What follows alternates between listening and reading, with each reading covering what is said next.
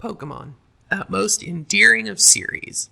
With over 1,000 distinct creatures, it seems like everyone can have a different favorite. However, this simply isn't true when it comes to the games. There is in fact an objective correct response when someone asks, what's the best Pokemon game? That answer being Pokemon XD Gale of Darkness. But why do I say this? It's really quite simple. Gale of Darkness offers a few things no other game can. While it is a sequel to a spin-off game, it improves greatly upon the original, Pokemon Colosseum, while dumping in a bunch of charm and character on top. You want fun mechanics? Steal Shadow Pokemon from other trainers.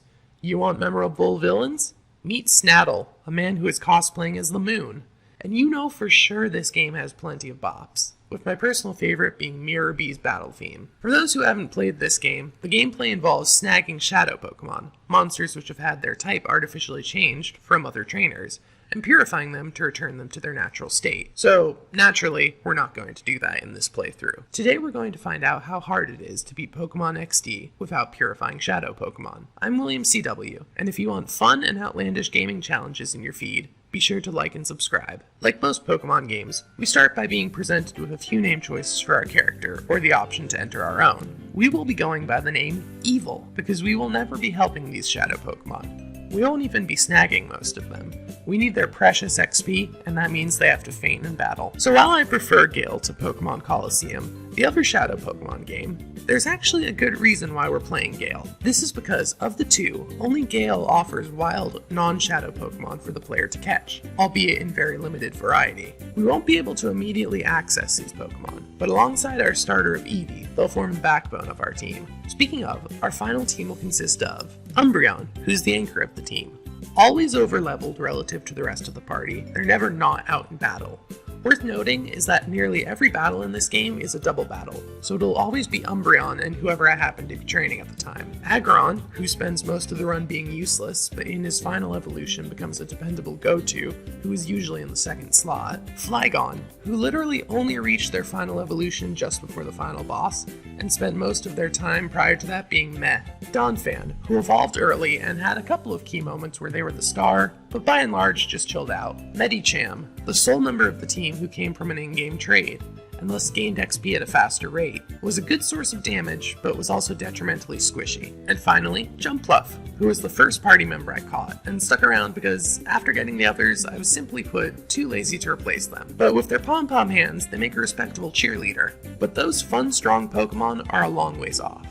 No, we need to start with their weak baby forms, and it is from these humble beginnings that we will beat the game. Starting off in the region of Ore, which is basically Pokemon New Vegas, we are a teenager at the Crane Research Lab, which is working on technology to purify Shadow Pokemon, still having cleanup work to do following the machinations of the evil team Cypher 5 years prior. In order to assist with this critical scientific research, Mom charges us with picking up our kid sister, Jovi, from Luigi's mansion. When we return with the most opinionated escort mission of a character, we have limited time to act before Professor Crane is kidnapped by Cypher, and we have to use our newly obtained snag machine to fend off his captors. In the battle against Spy Naps, we capture a Shadow Teddiursa. This is one of only 26 Shadow Pokemon we will capture during the run, and is the only one which is forced onto the player. Worth noting is that in order to progress the story, Teddiursa must be purified. I recognize this may somewhat diminish the value of the challenge, but I'd argue it doesn't have to. As soon as I'm physically able to, I move Teddiursa onto the bench, and never use her again during the course of the run. The intent of the game is to train and grow your Shadow Pokemon into usable, non-Shadow Pokemon. This is what the game expects and intends. Yes, we got our arm twisted into being not evil in this one instance, but the game cannot force us to use Teddiursa past this point. By removing her from the party, we can ensure that the spirit of the challenge is still fulfilled. So having dumped off the bear, we follow a trail of clues which eventually leads us to discovering Cypher has a base hidden in the desert, which is our best guess for where Professor Crane has been taken. Following the lead, we arrive at the base, only to be met with the Hexagon brothers, individuals who can color coordinate but need a few tries to be able to successfully count to 6. What they lack in computational skills, they make up for in the fact that they'll provide us with temporary team members which we can snag. We're still early enough in the game that we cannot access the Pokespots, 3 locations in which wild Pokemon spawn. While our starter is strong and begins the game over-leveled, they're in no position to solo the game until we can get wild Pokemon. To subvert this, we temporarily add in Pokemon we intend to keep in shadow form to our party. In this way, we add enough mons to our party to get us going. An interesting thing to note about shadow Pokemon is that they do not gain experience, but rather store it. A shadow Pokemon will keep track of the XP it gains from fighting, but only be awarded it all once it's been purified. Because we can't purify these mons, this means their usefulness is on borrowed time, as while they can't grow in level, the enemy will continue to scale. This being the case, the early game is defined by snagging as many shadow Pokemon as we can, to supplement the overall level of our party, and because the lost XP will only be affecting Umbreon, who long term is able to stay overleveled anyways. As we make our way through the desert lab, we eventually find Professor Crane and attempt to rescue him. However, as we attempt to leave, we are stopped by a Cypher admin named Lavrina, whose personality can be best described as trying to make herself more mature by constantly calling us little. The game has described us as a young teenager, and Lavrina looks like she's about 19 on a good day,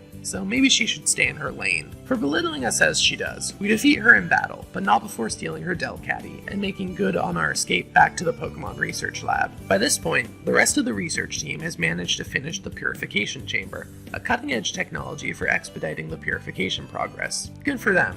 I'm sure someone will use it for something, but it won't be us. Following this, our journey takes us to Pyrite Town, and more specifically, the news station there, where old acquaintances of the professor may be able to decipher some encrypted data files he found while at the desert lab. Once we hand over the data files, we need to wait a while for them to be cracked, and it's suggested we go out to the first of the 3 Pokespots, where a man named Duking is being interviewed about the return of wild Pokemon to Ore. From this point, our ability to make a long-term team opens up to us, as we can now catch wild Pokemon in all 3 Pokespots. The drawback to this, however, is that we need to lay Pokesnacks to lure in Pokemon, and then wait in real time for them to show up. So while we in theory have new team options, we're stuck with Shadow Filler for a while yet. Returning to Pyrite Town, we find Cypher has invaded the news headquarters and is holding everyone hostage in a bid to reclaim the data files before they can be cracked. While Cypher manages to escape with the data, the team at the news station was able to learn that they intend to invade Phoenix City, so Evil makes that his next stop, pausing along the way to check Pokespots as wild Pokemon became available, and battling the King of Funk, Mirror B, in a cave. Why was Mirror B hanging out in a cave? Because when you have that much groove, your intentions don't really matter. Returning to Phoenix City, we discover that nearly everyone has been replaced by a costumed Cypher Grunt. We have to carefully uncover both where everyone is and how to rescue them. We achieve this by first going to the mayor's house and up into his bedroom, where we find both a questionable bathrobe and a note confirming our suspicions that the people of the town have been abducted. Eventually, we make our way into the city's battle stadium, where we face off against the second Cypher admin, Snaddle. This battle is a little tough, not only because we're now training our weak wild Pokemon, but also because this is the first of many back-to-back ambush fights that this game loves to throw at us. It weakens up your team with a normal fight or two, then springs a boss fight on you with no pause, usually resulting in a loss. After beating Snaddle on our second attempt, we managed to find the citizens of Phoenix City trapped underneath the city's gym, but otherwise unharmed. Yes, this is still a Pokemon game, so naturally there is a gym. No, you don't get a badge for defeating it, and the fight is both, 1, completely optional, and 2, really not that special. It's just another chance to gain experience. Returning to the news team in Pyrite Town, we're asked to go seek out the SS Libra, the giant ship which has been dumped into the desert by Shadow Lugia. That's the intro cutscene, and as you can see here, those 2 men very much died. They're dead now. But honestly, how do 2 people pilot a transport vessel of that size? There's a lot of questions, and we will never get those answers. Nonetheless, making our way into the desert, we are tasked to find a little girl's bonsai and return it to her. Instead, we first find a squatter who is living alone inside the desert cruise ship. Where does he find food and water? Again, don't expect answers from this game. We do find bonsai, but it runs off into the desert. Now, I played this game for the first time many years ago, and I know you're able to return bonsai safely, but I also learned during the course of this run that doing so is entirely optional, and I also plain forgot how to rescue bonsai. I'm sure the baby Pokemon is fine in the desert by itself.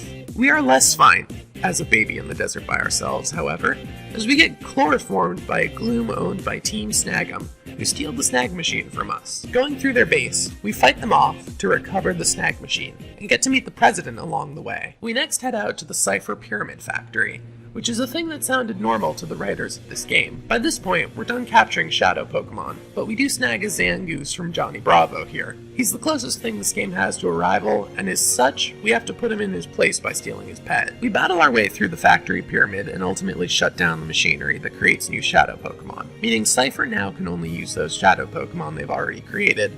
We also battle the third Cypher admin, Gorrigan, who's not so subtly a gorilla masquerading as a human. By this point, we've played Cypher back into a corner, and they begin to launch their final plan to vaguely control the world. To stop them, we have to travel to Citadark Isle, which is a triple threat. 1 part island lair, 1 part volcano lair, 1 part Death Star. It's very modest. To get there, we need to take the Robo Kyogre, after defeating Robo Groudon, piloted by Chobin, the assistant at Luigi's mansion.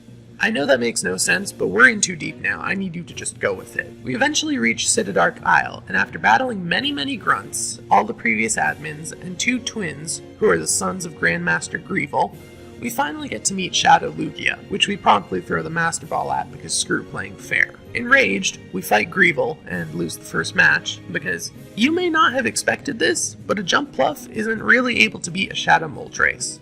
Shocking, I know. The second time around, we had Shadow Lugia onto our team, retiring Jumpluff, and managed to slowly beat Greevil in a war of attrition, who then contemplates blowing up the island with people on it to vaguely continue their goals of Shadow Pokemon, something equals world domination.